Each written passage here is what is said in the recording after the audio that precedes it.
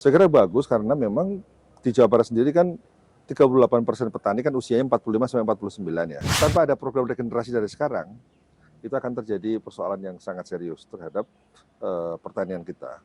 Beliau sangat visioner, ya, sangat visioner dan sudah mulai melakukan konsolidasi untuk program ini. Memang program ini kan tidak bisa membalik telapak tangan ya. Ya, kita nggak tahu siapa nanti jadi gubernur 2024, dan Iya. sebagainya. Siapa nanti gubernur 2029, kita juga nggak tahu siapa. Tapi kesinambungan program ini menjadi penting. Tinggal orang yang bisa melanjutkan apa yang saat ini sudah digagas oleh Pak Ridwan Kamil. Saya kira banyak gagasan-gagasan program yang sangat bagus, yang perlu terus dikawal untuk bisa impact pada perubahan ini. Baik, Assalamualaikum warahmatullahi wabarakatuh. Saya Fatur Rohman, sedang bersama seorang yang sangat terhormat, terutama di dunia pendidikan tinggi, Profesor Dr. Arif Satria. Nah, Assalamualaikum, Prof. Waalaikumsalam. Terima kasih loh sudah Selamat. berkenan.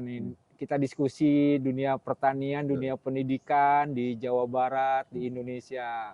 Perkembangan terbaru di dunia pendidikan dulu, Prof. Apa yang paling hot nih di era sekarang ini, 2023 lah terutama, atau menjelang 2024? Kalau pendidikan memang ya kita hadapi adalah disrupsi yang luar biasa ya. Jadi persaingan antar perguruan tinggi itu ke depan sudah nggak terlalu relevan karena yang kita hadapi adalah sekarang program-program mikro kredensial. Jadi sertifikasi kompetensi yang dimiliki oleh perusahaan-perusahaan besar dan itu sekarang semakin banyak diminati. Jadi itu bisa menjadi ancaman, tapi kita bisa jadikan itu sebagai opportunity, peluang. Jadi bahwa lulusan-lulusan kita dengan kita bisa kerjasama dengan market ya, kerjasama dengan industri, itu bisa menghasilkan lulusan-lulusan yang memiliki kompetensi yang dibutuhkan oleh industri. Sejauh ini kalau IPB sendiri nih, kita bicara IPB, Ya. apa yang paling progresif di dunia pendidikan? Kita ini mentransformasi kurikulum sejak tahun 2018. Butuh 2 tahun sebagai upaya kita untuk merespons perubahan. Ya, disruption ini kan harus direspons. Ya. Karena tidak bisa lagi lulusan era sebelumnya dengan lulusan sekarang itu disamakan, nggak mungkin karena tantangan berbeda. Tantangan kita adalah sekarang kan tentang climate change, tentang revolusi industri 4.0, tantangan tentang disrupsi teknologi yang luar biasa. Sehingga mindset mahasiswa lulusan harus kita rombak, mindset dosen lulusan harus kita rombak. Apalagi sekarang revolusi industri 4.0 dengan AI yang begitu luar biasa, itu membuat kita harus semakin bisa cepat beradaptasi dan bahkan kalau kita memungkinkan kita ini bisa melompat lebih jauh bahwa kita adalah menjadi trendsetter perubahan itu sendiri. Jadi kita mau nggak mau menghasilkan lulusan-lulusan yang setiap saat menghadapi situasi yang berubah. Sehingga IPB satu kata adalah menghasilkan agile learner, pembelajar yang cepat, pembelajar yang lincah karena hanya bekal itulah yang bisa membuat lulusan kita bisa beradaptasi terhadap perubahan. Karena begitu perubahan besok berubah, misalnya sebelum COVID, sebelum 19, sebelum COVID, kita cepat berubah. Nah, kecepatan itu yang penting. Itu juga ya yang mencengangkan bagi kita-kita ini, sepertinya IPB akhirnya punya kedokteran manusia. Oh ya, gitu. Oke. Kembali kita ngomong-ngomong soal herbal dan sebagainya, saya akan lanjut ke soal isu krisis pangan yang akan dihadapi dunia. Ya. Yang katanya sudah mulai banyak shutdown gitu di beberapa negara, atau benar nggak sih? Memang betul karena satu perubahan iklim kan sudah di mana-mana ya. Variabilitas iklim ini sudah menjadi ancaman. Jadi tanaman kopi itu, jadi kalau kita ini selama ini minum kopi tiap pagi, kalau perubahan iklim itu terus terjadi, setiap kenaikan 1 derajat itu akan berpengaruh pada penurunan produktivitas kopi. Jadi kalau kondisi kayak gini terus bertahan, 2080 kopi nggak ada lagi di dunia. Wah, saya nggak bisa ngopi atau Prof. Nah itu. Jadi kalau perubahan iklim dipertahankan tidak diantisipasi, maka 2080 kita nggak bisa ngopi lagi. Antisipasi terbaiknya seperti apa dengan perubahan iklim tadi itu? Nah itulah pentingnya kita harus melakukan dari sisi mitigasinya. Mitigasi ya, perubahan iklimnya harus diredam, diantisipasi. Di sisi lain kita harus menciptakan adaptasi-adaptasi, teknik budidaya yang adaptif terhadap perubahan iklim, varietas-varietas yang lebih adaptif terhadap perubahan iklim. Ya. Dan kita harus memang lebih inovatif lah menghadapi itu. Kalau konkretnya nih, yang paling penting sekali selain kopi tadi itu yang Ya, wajib diwaspadai di krisis pangan ya sekarang Indonesia? masalah perubahan pola tanam ya. Pola tanam Pola yang tanam berubah. bergeser-bergeser sehingga kita tidak lagi memprediksi kapan kita mulai tanam, tahun depan berbeda, tahun ini berbeda, tahun depan lagi berbeda lagi. Jadi kita harus terus jeli ya melihat perkembangan setiap waktu. Tapi pasti bahwa itu akan terjadi di Indonesia gitu. Krisis pangan yang perubahan iklim tadi secara global tadi itu. Ya sudah menjadi ancaman tidak hanya Indonesia, global, itu baru perubahan iklim. Ini belum soal COVID kemarin yang terjadi, ya, di mana distribusi terganggu, kemudian Ukraina dan Rusia sebagai produsen gandum dunia yang luar biasa, yang sehingga suplai ke dunia terganggu karena konflik antara Rusia dan Ukraina itu. Karena mereka kan kira-kira menguasai 20-30% gandum dunia. Jadi kalau mereka perang, repot nih. Kita nggak bisa makan roti kan? Tidak bisa makan roti. Tapi IPB ngasih solusinya. Banyak roti-roti yang dibuat oleh IPB berbasis dari bahan baku lokal kita. Jadi tidak tergantung lagi pada gandum. Contohnya? Ya kita dari mokaf ya. Terus? Dari cassava, kemudian kita juga ada biskuit dari kepala lele, kemudian kita bisa membuat kalau mie dari gandum, kita buat mie dari jagung, mie dari bayam, mie dari sukun, banyak sekali. Oke, nah ngomong-ngomong IPB, berarti saya juga selalu teringat dengan pastinya IPB ada di Jawa Barat dengan program Jawa Barat. Jawa Barat itu terutama Gubernur Ridwan Kamil itu punya program petani milenial. Ya. Pandangannya, Prof? Saya kira bagus karena memang di Jawa Barat sendiri kan 38% petani kan usianya 45-49 ya. Kira-kira 10 tahun lagi mereka akan berusia 55 sampai hampir 60. Ya. Tanpa ada program regenerasi dari sekarang, itu akan terjadi persoalan yang sangat serius terhadap pertanian kita.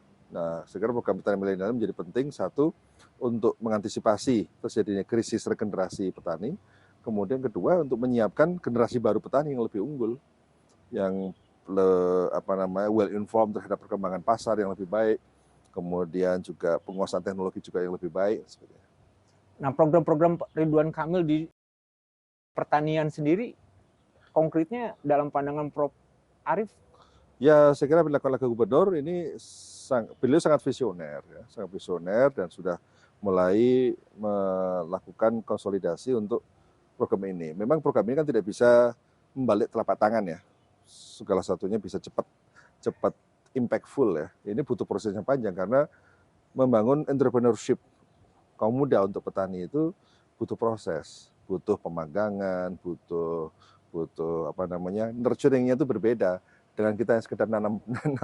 Jadi ini program petani milenial kan bukan sekedar program hanya sekedar bagaimana kita menanam, tapi bagaimana kita menanam dan menguntungkan. Itu memang tidak mudah. Ya. Jadi saya mengapresiasi program petani milenial ini sebagai gebrakan untuk melakukan upaya antisipasi terhadap krisis petani di masa depan. Ya. Sekali lagi, impact-nya memang impact jangka panjang, bukan impact hari ini.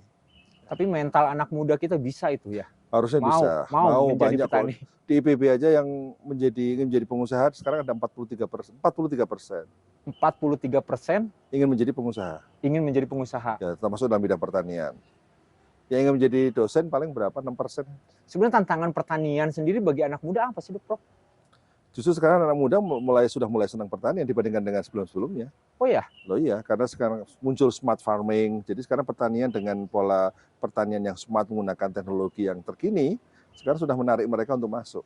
Hanya masalahnya mereka saat ini kan masuk di e-commerce, ya. Kemudian masuk di sektor yang seperti urban farming, ya, kemudian hidroponik. Itu sektor-sektor yang sekarang mudah dimasuki oleh kaum muda.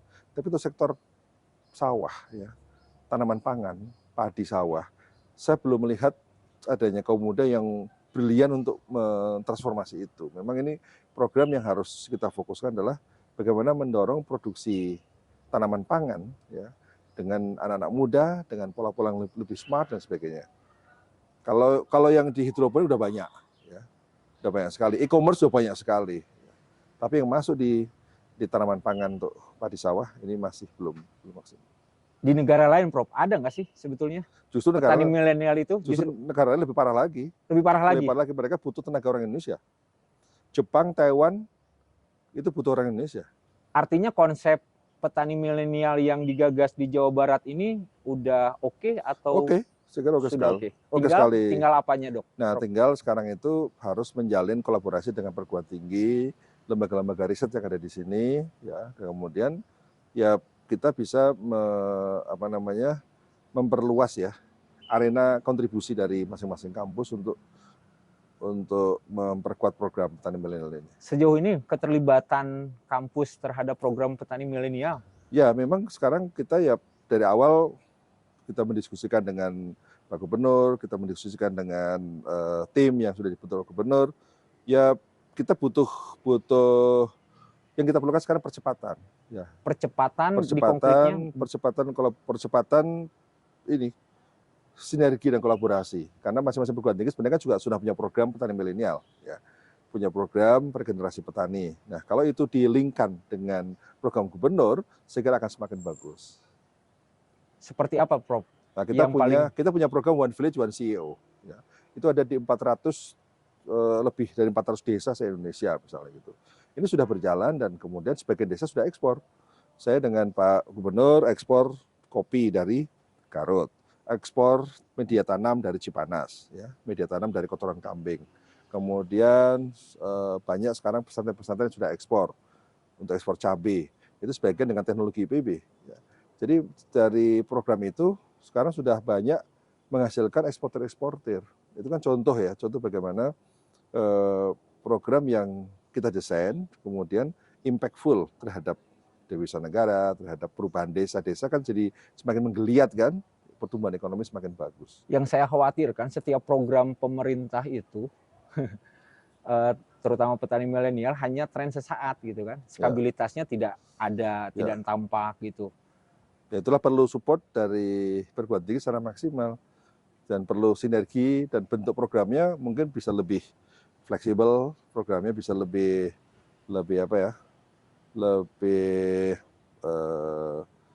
punya linkage ya terhadap apa yang saat ini sudah dilakukan oleh banyak pihak. Kebijakan pemerintah sendiri. Orkestrasi itu yang paling penting sekarang. Oke, maaf. Kebijakan pemerintah sendiri di bidang kebijakan anggaran gitu dalam program petani milenial sudah cukup atau justru masih kurang? Ya memang itu kan petani milenial kan melibatkan banyak pihak ya, termasuk perbankan. Kalau program pemerintahnya, menurut saya dana sih sebenarnya sudah cukup banyak, cukup besar ya. Saya tidak selalu mengatakan semua bersumber dari dana, ya. Karena program ini yang kita perlukan sebenarnya adalah dari sisi program untuk membangun kegigihan orang untuk berterjun dalam bidang pertanian. Dan itu bisa dari mana-mana, bisa dari CSR perusahaan, dan banyak lembaga-lembaga internasional yang menyiapkan dana-dana untuk itu. Jadi sebenarnya saya sih tidak berpikir bahwa dana menjadi halangan. Berarti lebih pada penguatan mental mahasiswa atau desain program yang bisa memperkuat itu. Ya. Desain program bisa memperkuat mental, bisa ya secara efektif ya, bisa membangun dan secara efektif bisa membuat mereka cepat mandiri. Karena apa? Karena memang ada masa pendampingan ya, inkubator bisnis yang kita lakukan misalnya itu butuh waktu 1 tahun sampai 2 tahun. Jadi nggak bisa tiba-tiba setengah tahun udah jadi kemudian langsung ekspor, nggak mungkin, Mas. Butuh 1 tahun, 2 tahun, itu harus dianalisis pasarnya seperti apa dan sebagainya. Satu lagi nih, Prof. Ya. Jabar Juara, kembali pada program Jabar Juara memiliki program petani milenial. Itu betul nggak sih bisa menjadi solusi? Bisa, saya kira bisa jadi solusi. Memang sekali lagi butuh ketekunan, butuh konsistensi, butuh keseriusan yang tinggi ya untuk bisa mensukseskan itu. Karena sekali lagi ini tidak bisa program setahun 2 tahun. Sehingga untuk menjaga sustainability program ini, kesinambungan program menjadi penting. Kesinambungan program antar anggaran setiap per tahun ya, kemudian juga antar periode kepemimpinan. Ya. Nah, kita nggak tahu siapa nanti jadi gubernur 2024, sebagainya. Siapa nanti gubernur 2029, kita juga nggak tahu siapa. Tapi kesinambungan program ini menjadi penting. Karena untuk membuat petani semakin kuat, menjadi pertanian semakin tangguh, itu kesinambungan antar periode kepemimpinan saya kira sangat penting. Ada saran, Prof. Di Desember akhir tahun inilah, Ya. Ridwan Kamil juga kan sudah selesai menjadi gubernur, terus dilanjutkan periodenya sama dengan pejabat. Ya. Ada saran pejabat seperti apa yang harus memimpin Jawa Barat gitu sebelum ya pemilihan gubernur berlangsung? Ya tentu yang bisa meneruskan ya, kan tinggal setahun setengah aja. Cuma dalam satu tahun setengah tapi tinggal orang yang bisa melanjutkan apa yang saat ini sudah digagas oleh Pak Ridwan Kamil. Saya kira banyak gagasan-gagasan program yang sangat bagus, yang perlu terus dikawal untuk bisa impact pada perubahan ini, memberikan impact. Ada karakternya nggak? Kepemimpinan seperti apa yang dibutuhkan Jawa Barat? Karena karakteristiknya juga berbeda-beda. Ya karakter tentu yang bisa merangkul semua golongan, yang punya aksesibilitas yang baik, ya. Kemudian bisa menjahit stakeholders yang ada di Bogor ini untuk berkolaborasi, karena nggak bisa Pemprov sendiri. Jadi kemampuan untuk bisa berjejaring ya dengan dunia pendidikan tinggi, kemudian bisa menjadi ada hubungan nyampe juga dengan pemerintah pusat. Ini kan provinsi kan harus kemana-mana kan, dekat dengan rakyat, dekat dengan stakeholders, juga dekat dengan pemerintah pusat. Karena itu harmoni yang harus diciptakan. Agar keberlanjutannya terjadi. Betul. Apa harapan untuk Kang Emil dan Jabar? Untuk Kang Emil, harapan saya terus memberikan kontribusi untuk Indonesia. Ya, beliau adalah tokoh yang punya potensi yang sangat baik, yang luar biasa, visioner, ya. Dan untuk Jabar, tentu Jabar harus tetap menjadi epicentrum pertanian di Indonesia. Baik, terima kasih Prof. Arief atas waktunya. Ya. Senang sekali nih saya bisa berdiskusi dan merasa terhormat sekali dengan pemikiran Prof. Arief untuk kemajuan pertanian dan pendidikan di Indonesia. Terima kasih. Assalamualaikum warahmatullahi wabarakatuh. Waalaikumsalam warahmatullahi wabarakatuh.